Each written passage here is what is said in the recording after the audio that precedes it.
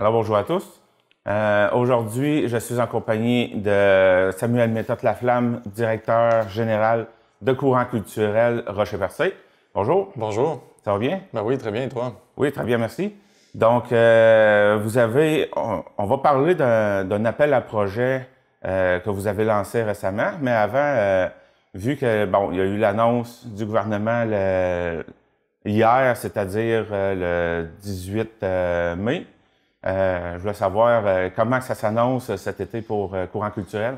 Ben, dans notre cas, je peux vous dire que nous avons une programmation estivale déjà bien avancée. On est en train de voir, on attend encore des, des mesures plus claires là, pour les événements en extérieur, car pour l'instant, c'est beaucoup plus détaillé pour les festivals. Dans notre contexte à nous, c'est un peu différent parce qu'on n'est pas dans des lieux qui peuvent être fermés ou sous chapiteau ou encore dans un stade extérieur. Donc, on ne sait pas encore ça va être quoi les règles sanitaires là, à faire respecter, comme par exemple le 2 mètres, le port du masque ou pas. Bref, ça, vous voyez un peu le genre, donc ça va compliquer un peu la logistique des spectacles, comme par exemple pour Grande-Rivière. On présenterait normalement les 4 mardis du mois de juillet, comme d'habitude, mais pour l'instant, c'est encore mis sur pause. On attend un communiqué là, qui va expliquer très clairement les mesures sanitaires pour l'été. Donc, ça va être à surveiller la page Facebook de Courant culturel.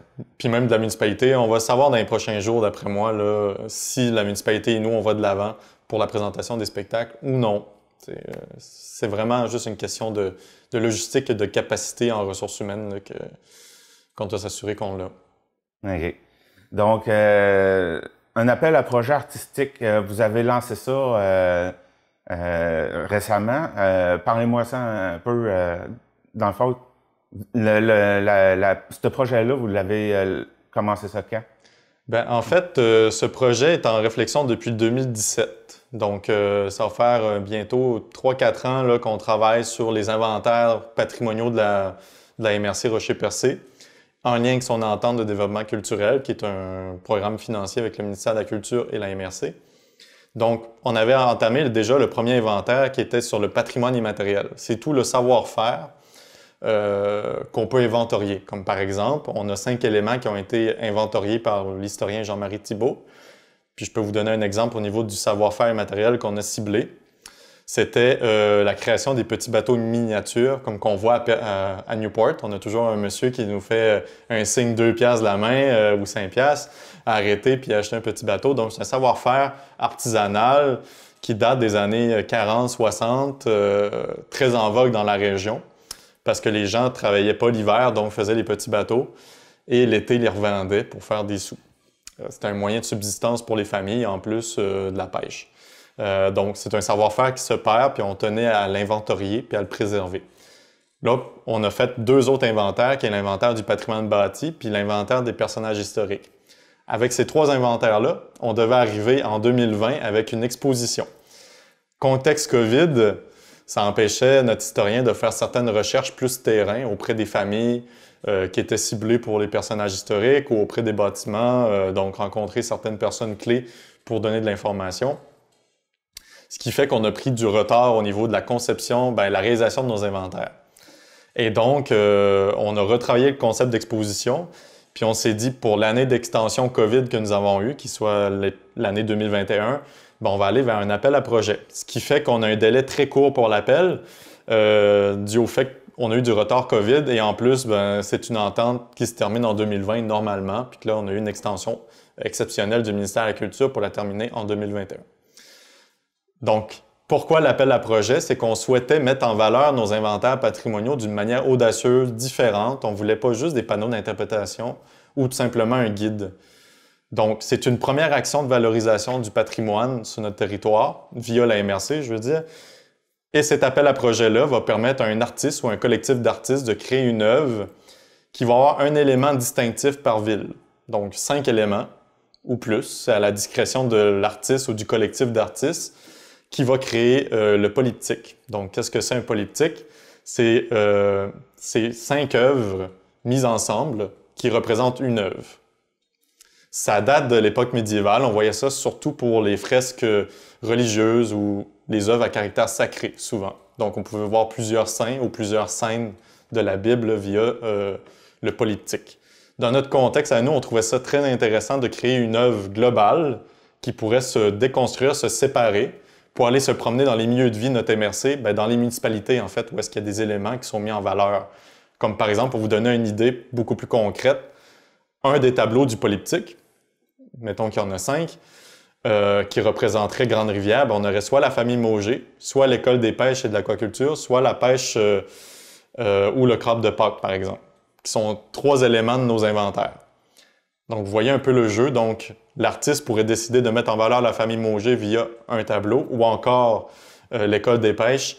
Et donc, ce tableau-là ferait partie de l'ensemble des 5 municipalités, donc des 5 œuvres qui formeraient le polyptyque et qui pourraient se déplacer par la suite.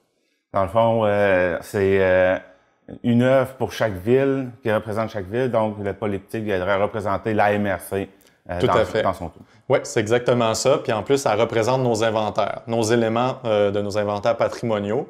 Et ces œuvres-là vont être exposées au musée Chaffault à l'été 2022 pour le lancement de sa programmation estivale. Donc, on va réserver la zone de sa programmation, de sa collection locale à lui. Donc, c'est comme un petit espace dans le musée où est-ce qu'il y a les œuvres, la collection du musée, où est-ce qu'ils sont présentés.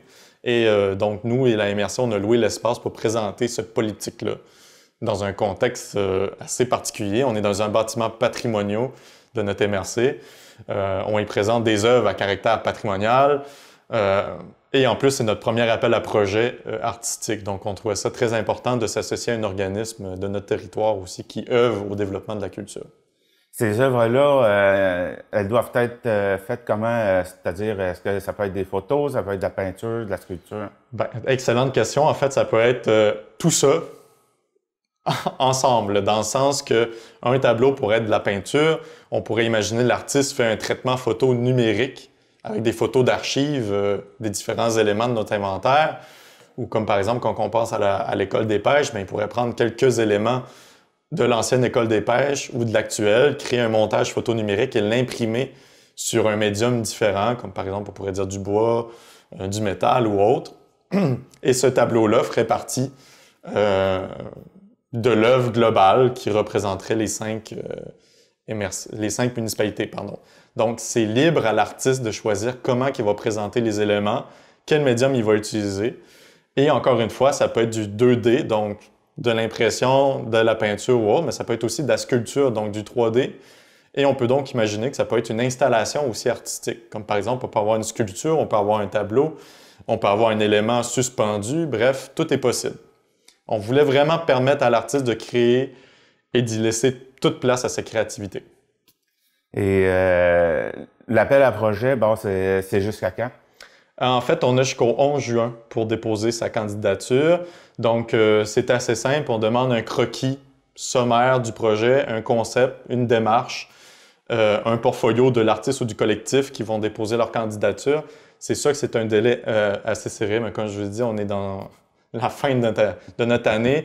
On tenait quand même à avoir un appel à projet très bien encadré. Donc, vous allez voir, ça se fait quand même assez simple. C'est très accessible aussi comme appel à projet. Donc voilà, donc ils ont jusqu'au 11 juin. Et nous, la semaine suivante, on fait la sélection. Donc c'est un jury complètement externe de notre organisation et de l'AMRC. Donc dans le sens, moi et mon collègue à l'AMRC, on n'a pas d'influence sur la sélection des œuvres. C'est vraiment un jury externe qui s'en occupe. Donc on a 2 artistes professionnels qui viennent de d'autres MRC pour juger la qualité artistique et le savoir-faire de nos artistes locaux. Donc, ça donne toute la chance, toutes les chances en fait, à nos artistes de déposer, puisqu'ils ne font pas partie du jury. Et ils vont avoir jusqu'à quand pour créer leurs œuvres? On vise septembre-octobre pour la finalité. Puis à l'intérieur de tout ça, il doit y avoir une activité de médiation culturelle. C'est-à-dire qu'il doit y avoir une relation entre l'artiste et la population. Donc, l'artiste doit inviter les gens à venir créer, ou en tout cas, créer un lien avec lui pour la conception de son œuvre. Et c'est quand que vous prévoyez présenter ces œuvres-là dans les différentes villes? Suite à l'exposition Musée Chaffault en 2022, à l'été, on souhaiterait, à la fin de l'été, pouvoir les présenter dans les 5 municipalités, les faire bouger, puis que ça risque de changer au courant de l'année, suivantes, etc. Donc, comme par exemple, pour vous donner une idée, on avait ciblé les milieux de vie, on peut penser aux arénas, aux halls d'entrée des écoles. Ça peut être assez vaste là, comme type de lieu qu'on peut cibler, comme le centre commercial, l'hôpital, CHSLD, nos résidences pour aînés. Tout est possible. Est-ce qu'il y a quelque chose qu'on a oublié de parler? Je pense dans l'ensemble, c'est pas mal ça. Tous les détails sont disponibles sur notre site Internet, sur la page Facebook. Même chose sur le site de la MRC et la page Facebook de la MRC du Rocher-Percé. Tous les détails sont disponibles sur ces plateformes-là. Eh bien, Samuel Méthode-Laflamme, merci d'être passé en studio. Merci beaucoup.